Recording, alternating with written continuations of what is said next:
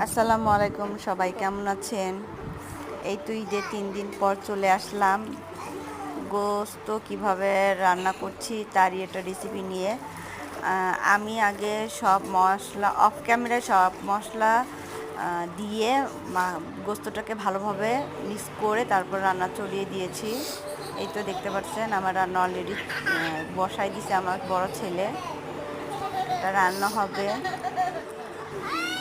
এই তো অফ ক্যামেরায় আমি এটাকে অনেকবার নাড়াচাড়া দিয়ে কষিয়ে তারপরে ঝোল দিয়ে দিছি। আমার ভিডিওটা কে কোথার থেকে দেখছেন কমেন্ট করবেন, জানাবেন। আর যদি ভিডিওটা ভালো লাগে তাহলে লাইক, ফলো আর শেয়ার দিয়ে পাশে থাকবেন, চ্যানেলটা সাবস্ক্রাইব করবেন। এই তো আমার রান্না শেষ। এখন এটাকে ঢেকে রেখে দেব 5 মিনিট, তারপরে অফ করে দেব চুলাটা। কে কীভাবে রান্না করেন সবাই আমাকে বলবেন, কারণ আমি তো রান্না পারি না, তাই নতুন চেষ্টা করলাম।